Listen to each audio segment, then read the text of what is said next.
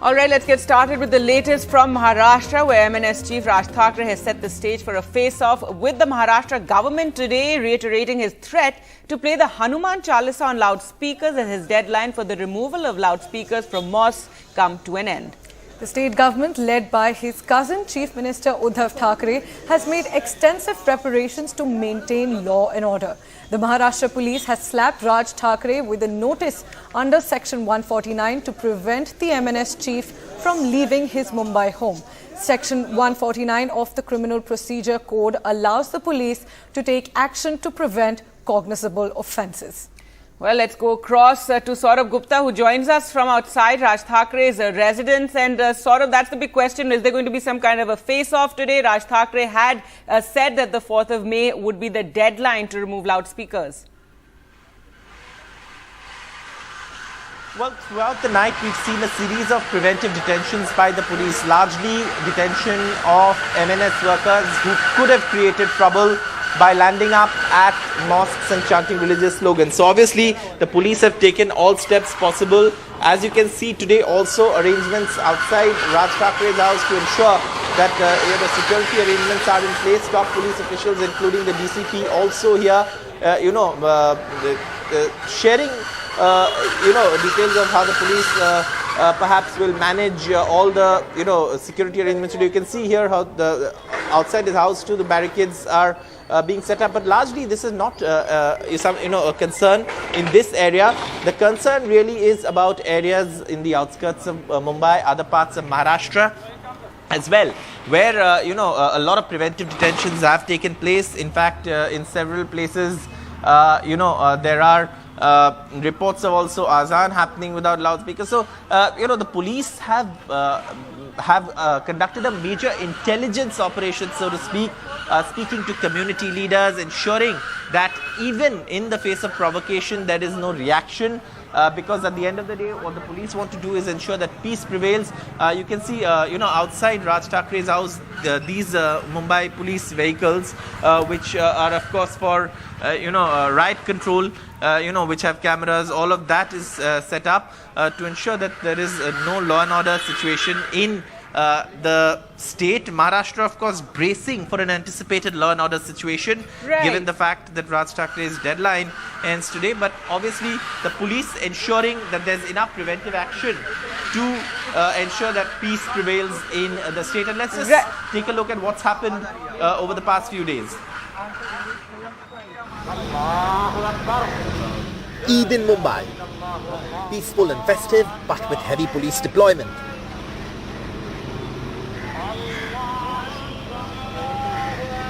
Amidst Eid celebrations, a high-level meeting at the state police headquarters chaired by the state's home minister, as the administration anticipates a law and order situation. Raj Thackeray, the man provoking the security alert, at home, offering no comment after his provocative speech in Aurangabad, asking partymen to play religious slogans at double the volume outside mosques with loudspeakers. The police say they are ready to ensure peace prevails after provocative speeches by opposition leaders over the weekend, especially MNS Chief Raj Thackeray. I told you that 87 companies of SRPF are deployed and more than 30,000 home guards are deployed. CP Aurangabad is looking into the matter and will take the necessary legal action. He is competent to take the action in the matter. Beyond the deployment, several other measures. A massive intelligence gathering operation to identify sensitive areas and deploy policemen there.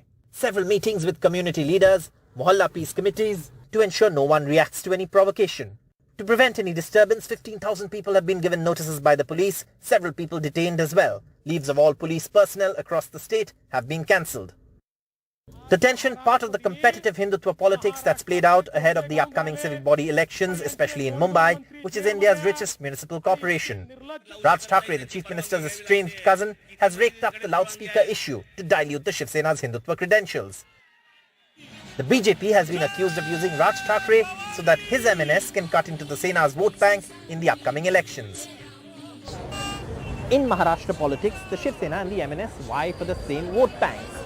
But while the MNS has suffered electoral disasters, the Shiv Sena has tied up with ideological opposites to form a government.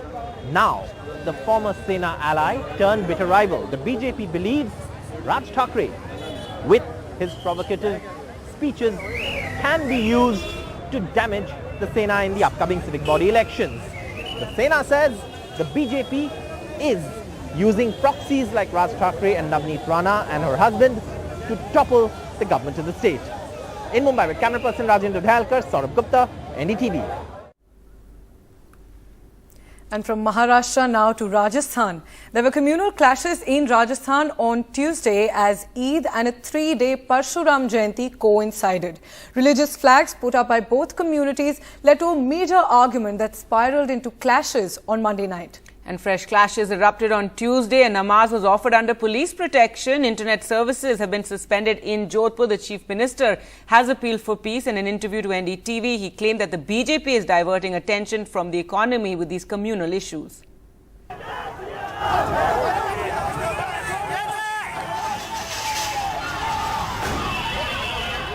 Violence in Rajasthan's Jodhpur in the run-up to Eid in the city.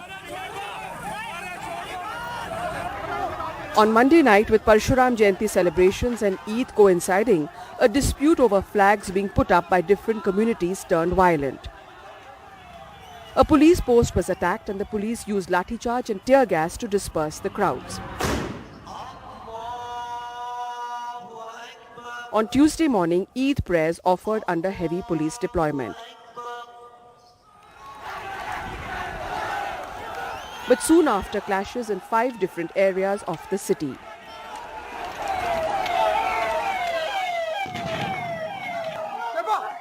With the situation spiraling out of control, the Chief Minister stepped in. Ashok Gehlot is also the MLA from Jodhpur. मैं appeal करना चाहूँगा कि तमाम लोग शांति बनाए रखें और तनाव समाप्त करें और जो लोग फिर भी ऐसे कोई तत्व एंटी सोशल एलिमेंट आते हैं तो सख्ती से निपटा जाएगा ये मैंने पुलिस को निर्देश दे दिए हैं. Senior ministers and officials air dash to Jodhpur even as curfew is clamped in the city. Heavy police patrolling finally restores law and order. यहाँ पे अभी जो सिचुएशन है अंडर कंट्रोल है, हमने सफिशिएंट जाब्ता लगाया हुआ. But an uneasy calm in Jodhpur. This is the 3rd incident of communal clashes in Rajasthan and the political rhetoric is likely to escalate. Member of Parliament from Jodhpur city, Gajendra Singh Shekhawat, making some serious allegations against the state government. घरों में घुस करके लोगों के साथ में अत्याचार हुआ था, उनके सिर फोड़ दिए गए थे, उनके महिलाओं के साथ में अपमानजनक व्यवहार किया गया था, तेजाब की बोतलें फेंकी गई थी, मंदिर को क्षति पहुंचाने की कोशिश पत्थर मार मार करके की गई थी, मूर्ति को तोड़ने की कोशिश की गई थी और पुलिस फिर भी खड़े होकर के उनको खदेड़ने के बजाय उनको रोक करके वहां खड़ी थी. मैं पूछना चाहता हूं कि सुबह जितनी घटनाएं हुई, जो भी घटनाएं सुबह हुई, गिनती उनकी 15-20 जगह पर जिस तरह की घटनाएं हुई, क्या वहां भारतीय जनता पार्टी का एक भी कार्यकर्ता था? क्या वहां राष्ट्रीय स्वयंसेवक संघ का एक भी स्वयंसेवक उपस्थित था? After the clashes in Karoli and the row over the temple demolition in Alwar, the fault lines now in Jodhpur. But what's embarrassing is that it is Chief Minister Ashok Gehlot's home turf. With elections in Rajasthan just now a little over a year away, clearly these fault lines will widen. And for the Congress government in Rajasthan, the biggest challenge is to manage the drift before elections in 2023. In Jodhpur, Harsha Kumari Singh, NDTV. And Rajasthan Chief Minister Ashok Gehlot spoke to NDTV on this matter. He claimed the clashes are an attempt by the BJP to divert attention from what he called an economic crisis.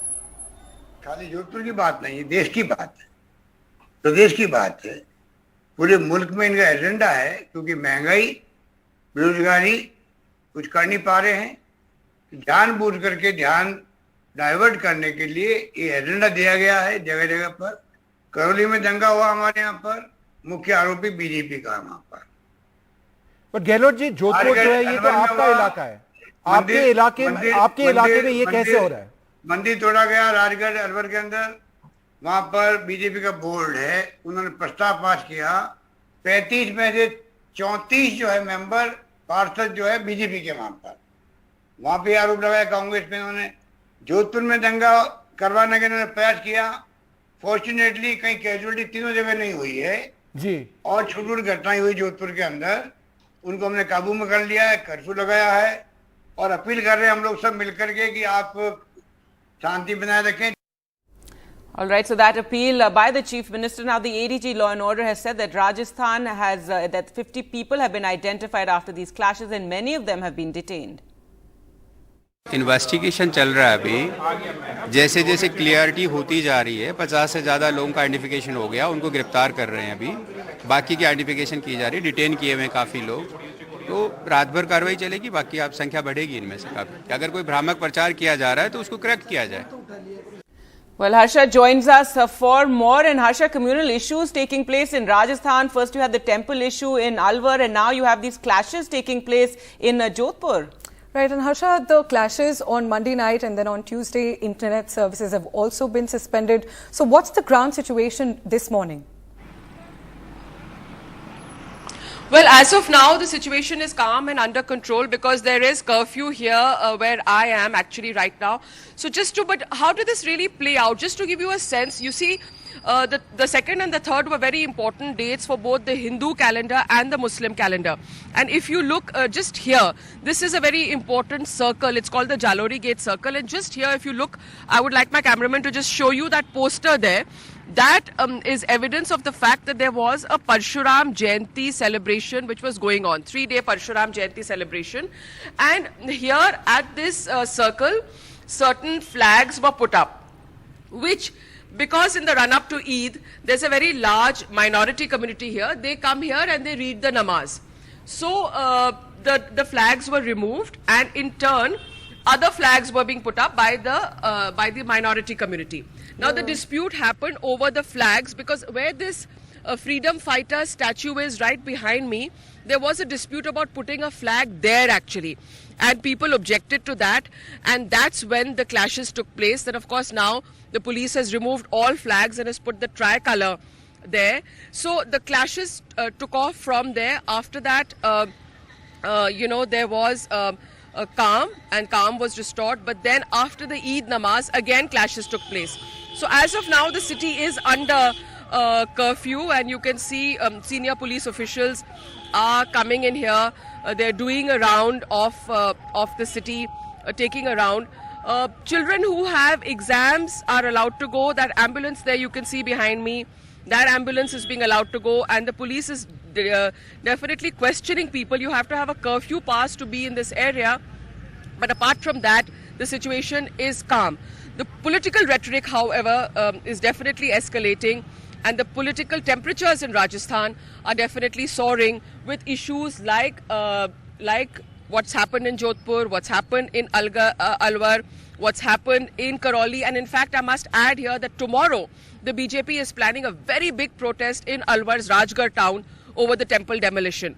So it's not just temperatures here which are going to rise. They're anyway hitting 40, but political temperatures are definitely soaring in Rajasthan. And a series of communal issues and even clashes taking place in Jodhpur, which has never really ever seen communal clashes of this manner. Thanks so much, Harsha, for joining us there with the very latest. Well, moving on to news now from Uttar Pradesh, and a horrific case really emerging from there. A 13-year-old minor girl was first raped by 4 boys or 4 men. And when she went to file a complaint at the police station, she was raped again. That's right. The SHO in UP's Lalitpur is accused of raping a 13-year-old. The UP police claims that teams are formed to arrest the SHO and others accused. And as you said, the minor was raped as she went to register a sexual assault case to the police. Absolutely horrific that, a minor child there first gang raped and then going to file the case, but raped again at the police station by the SHO. The SHO has been suspended, and teams have been formed to get him. Let's go across to Alok for more. And Alok, this is, we have a lot of these sort of cases coming out from various parts of the country, UP especially, but this is especially horrific given that this girl went to file a complaint and then got raped. Well, yes, you're absolutely right. So the FIR in the case has been filed by the father of this 13-year-old girl.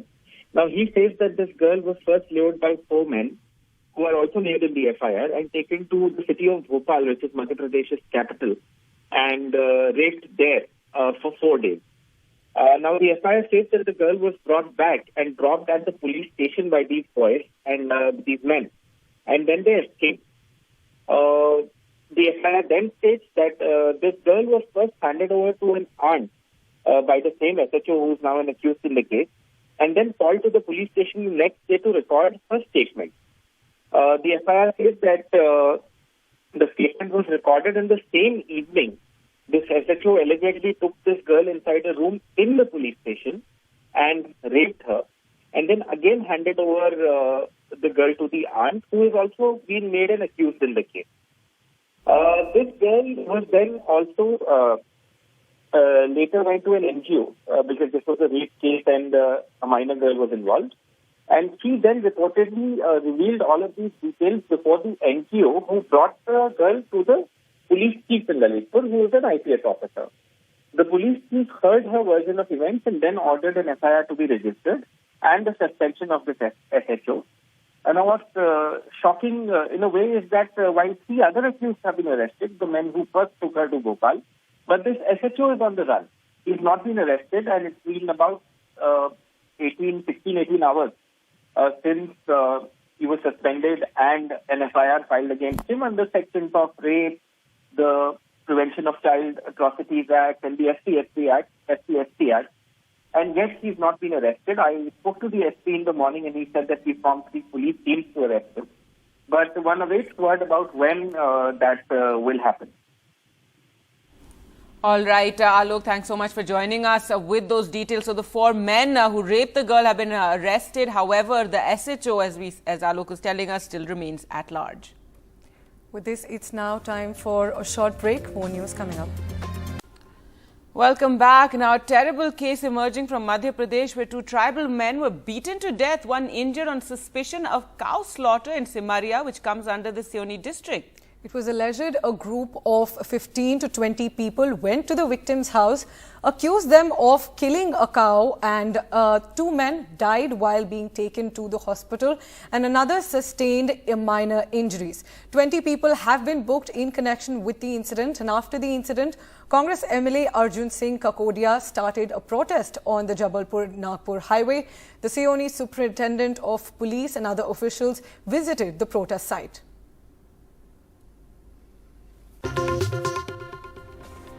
Welcome back. Getting you now the latest from Prime Minister Modi's 3-nation Europe tour. On day 2 of the Prime Minister's Europe visit, the Prime Minister met his Danish counterpart Mette Frederiksen on Tuesday.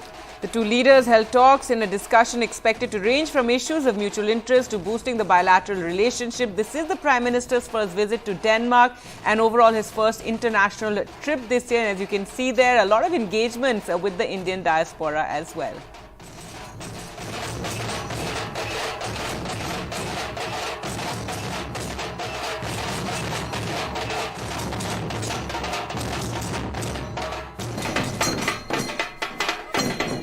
Prime Minister Narendra Modi in Copenhagen, Denmark on day 2 of his 3-day visit to Europe. In conversation with the Danish Prime Minister at her residence. अक्टूबर 2020 में India Denmark virtual summit के दौरान हमने अपने संबंधों को green strategic partnership का दर्जा दिया था। हमारी आज की चर्चा के दौरान हमने अपनी ग्रीन स्ट्रेटेजिक पार्टनरशिप के जॉइंट वर्क प्लान की समीक्षा की। Earlier, in a special gesture, the Danish Prime Minister personally received Prime Minister Modi at the airport. This is Mr. Modi's first visit to Denmark, but his 3rd summit-level interaction with the Danish Prime Minister. Business leaders of India and Denmark met under the India-Denmark Business Forum. The basis of the India-Denmark relationship of late is a green strategic partnership. The model focuses on renewable energy, sustainability and green growth. There is a joint action plan for 5 years which will push cooperation in wind energy, water management, shipping and smart cities. The Prime Minister attends the Nordic Summit tomorrow, where he meets the heads of state of Denmark, Finland, Iceland and Norway. The focus here is also linked to the environment, with India looking to establish a green partnership, a focus on digital and innovation economy, sustainable development, and a partnership relating to the Arctic region. India is the only nation other than the United States with whom the Nordic countries have summit-level meetings. With Vishnu Shom in New Delhi, Bureau Report, NDTV. And addressing the diaspora in Denmark, the Prime Minister stressed on unity in diversity. Inclusiveness or cultural diversity, विविधता, विशेषता भारतीय समुदाय की ऐसी शक्ति है जो हम सबको प्रतिपल जीवंतता का एहसास कराती है। हजारों वर्षों के कालखंड ने इन वैल्यूज को हमारे भीतर विकसित किया है। आप यहां डेनमार्क में ही देखिए, भारत के अलग अलग राज्यों से लोग यहां आए हैं, बसे हैं। भाषा अनेक, भाव एक। And just a day ahead of the visit of the Prime Minister to France, the naval group, one of the largest French defence manufacturers, has withdrawn from the giant 43,000 crore project to build 6 submarines for the Indian Navy in India. This is the latest setback for the project, in which several countries have decided to withdraw because they felt the technical or financial requirements stipulated by the Ministry of Defence were impossible to fulfill. And already submarine manufacturers from Japan, Sweden and Germany have withdrawn from the project. Russia and Spain do not seem to be keenly involved presently, which leaves just South Korea as a possible project partner. But that would mean a single vendor situation, which the government is keen to avoid in a major defence deal.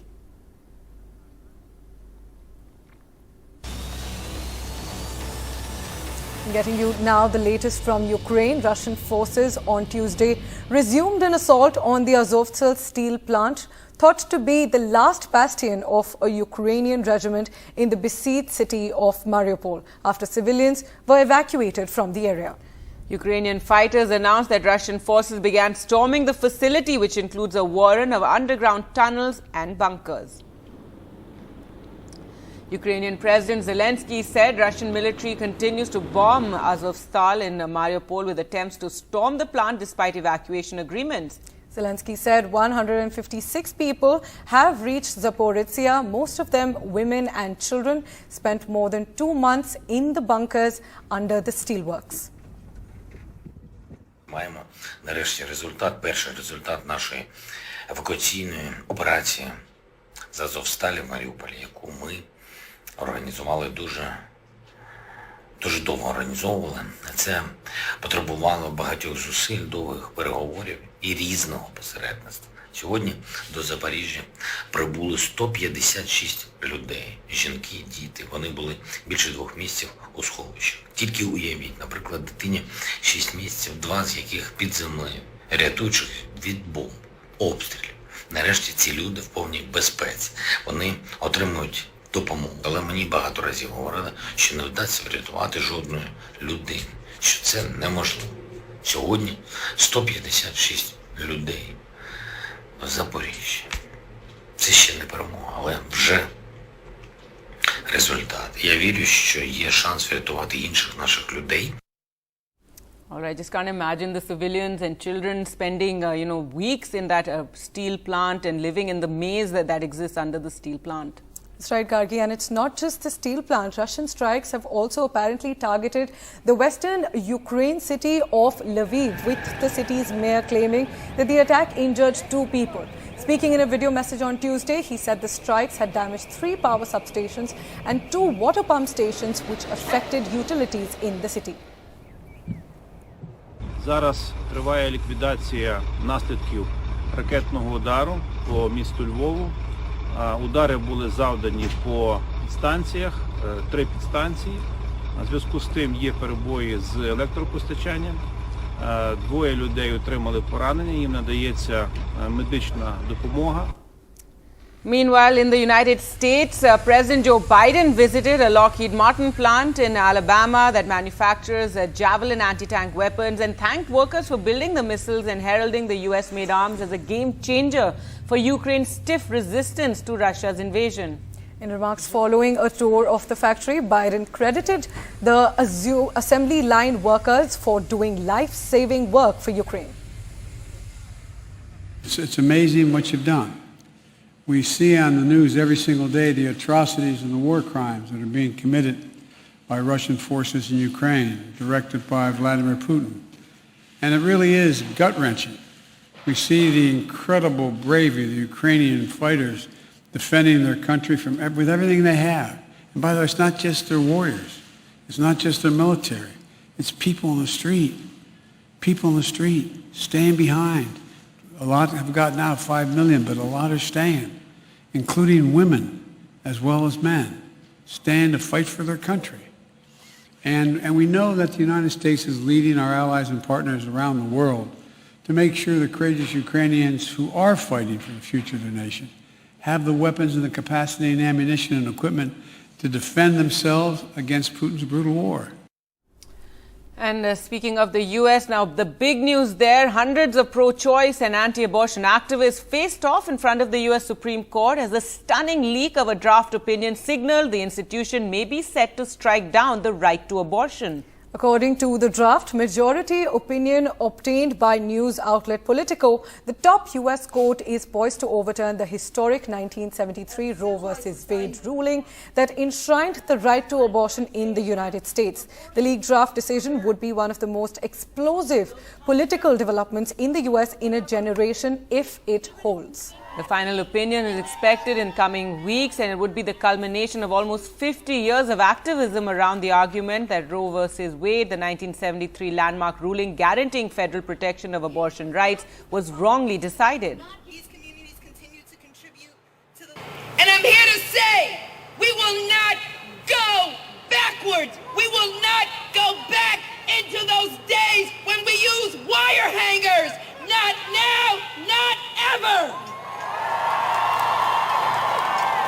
The right to control our bodies is a fundamental right enshrined in the 14th Amendment. And if they go after this right, who's next? Who's next?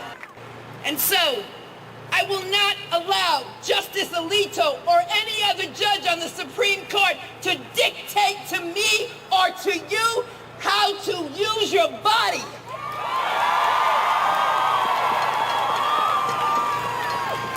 I will not allow Justice Alito to dictate to me my future, my destiny. It is not in the hands of the United States Supreme Court.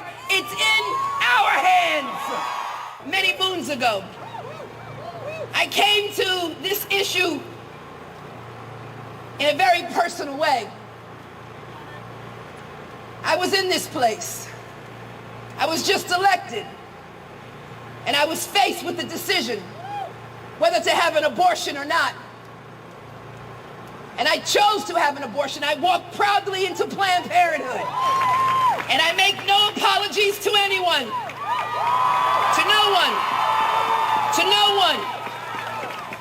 And all of you also know that I am a woman of faith. I go to church. But my God teaches me all about love and acceptance.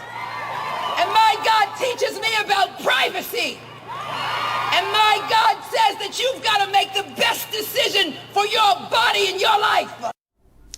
All right, so a fraught issue there currently in the United States. But in other news, Elon Musk said on Tuesday that Twitter will always be free for casual users, but may charge a slight fee for commercial and government users. That's right, Gargi. And this comes as the billionaire entrepreneur tries to boost the social media platform's reach from niche to most Americans. Twitter will always be free for casual users, but may be a slight cost for commercial or government users, Musk said in a tweet.